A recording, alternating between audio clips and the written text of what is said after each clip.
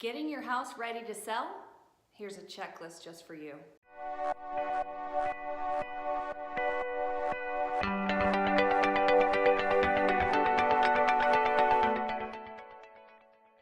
Hey guys, Kathleen Carmichael here, and if you like real estate, especially in Atlanta as much as I do, please hit that subscribe button. I try and update this content every week. So if you live here in Atlanta, you know that we finally had like 2 days of sun in a row. So that got me thinking about spring. It got me excited because after 2 months of rain, we were all pretty depressed. But thinking about spring always gets me thinking about the spring real estate selling season, and I know a lot of you are thinking about getting your house ready to sell, so I wanted to give you a little checklist on what you need to do to get your house ready to sell. Number one, this goes without saying, but clean. I like to tell people to clean like the Queen of England is coming to your house and she just might open your pantry, okay? So clean every surface, look at your baseboards, look at your pantry, look at your closets, look at the ceiling, just look in places that you never do. Try and walk through your house like you walked through it for the first time. Make sure every surface is clean and just give it a good scrub. Number two, I always tell people to try and make a good first impression. So, next time you're at your mailbox, walk from your mailbox all the way to your front door and check that out. How's your landscaping look? How does your mailbox look? Does it need a new coat of paint? Does it need a new little flag that comes up? When you walk to your front door, how does your front door look? Is it scratched? Does the stain need a new coat? Take care of all of those items and make your front door look as inviting as possible. I like to put fresh flowers by the front door and an American flag. That's always a nice touch. Number three, remove half of the stuff from your closets and your pantries and your garage. Anywhere that you store things, take care of it. Take care of half of the stuff, have that garage sale, give away the stuff that you don't use anymore, and make your place look like someone with OCD lives there. People have this aspiration to be as clean and as neat and as organized as possible. I'm not, most people probably aren't, but we aspire to be that. And so if your house looks like the people living in there have it all together, prospective buyers might think when they move into their house, they're gonna get it all together too.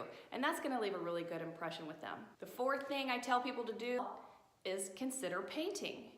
Now, if your house has some neutral paint colors and it just needs touching up, take care of those touch-ups. But if you have dramatic paint colors that might not appeal to the masses, then consider painting your house a color that the masses will appreciate. I always tell people to go to the paint store and ask what the builders are using. A good real estate color that we recommend to a lot of people is Agreeable Gray by Sherwin-Williams.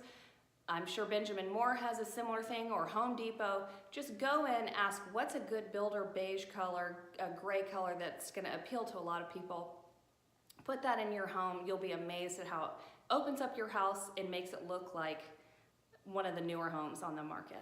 Number five, consider the expensive repairs. You may have been putting off some of these expensive repairs, and depending on what the repair is, I say either do it or put an allowance in your pricing model for buyers. So for instance, if you have the money to repair your driveway and you can do it, I would consider doing that.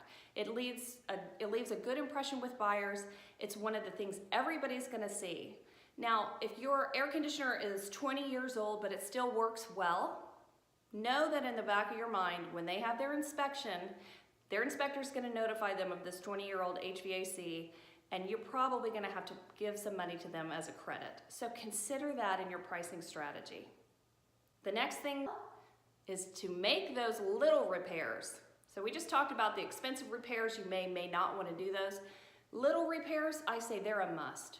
Little things add up. When people start going through your house and they see chipped paint and scratched doors from all the dogs and missing vent covers, little things like that add up. So have a handyman come over, get that honey-do list done. It's gonna make your house look really good. People love to see a home that's been well maintained. Show them that you're taking care of your home, that you're up to date on all the maintenance. Get those little things done. It adds up to a big result. The next thing that I tell people to do is take a smell inventory of your home. Everybody's home has certain smells, it's life.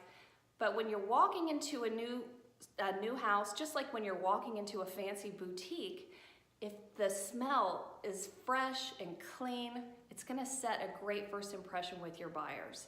So get one of those diffusers or get some candles. Do those before buyers come into your home. Make the home smell as clean and as fresh as you can. It's gonna leave a great first impression. The 8th thing, know the competition and compare it to your home. Be very honest with yourself.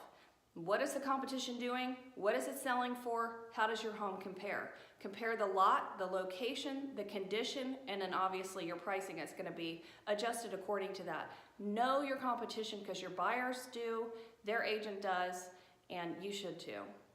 The 9th thing on our checklist is to price your house accordingly to the market conditions, to your comparables, the houses that you just took a look at. Make sure that you price your house right. You're pricing your house not necessarily to sell for that price, but you're pricing it in the effort to entice a buyer to put in an offer. So make sure that you get people in the door. If you don't have any showings for the first couple weeks, pricing's off. Get the pricing right, get the showings up, get some feedback, let them tell you what they think of your home, and price it so that they'll be enticed to put in an offer. And my last tip for getting your house ready to sell is work with a great agent. Your agent should be somebody that you trust, who is willing to have the difficult conversations with you that you might not want to have about pricing, about condition, about staging your house. Have those conversations up front so that your house looks as good as it can to every buyer that comes through. Make sure they stay in touch with you and keep you apprised of what's happening throughout the whole selling process. So I hope that this checklist helped you guys out. I've got a link below. I've actually created a checklist. You can download it and take it with you when you're getting your house ready to sell. I'll add a few more tips to that. If you ever have any questions about selling your house, I'd love to talk to you. You can always call me or text me 404-931-2589 or check out my website, northatldreamhomes.com.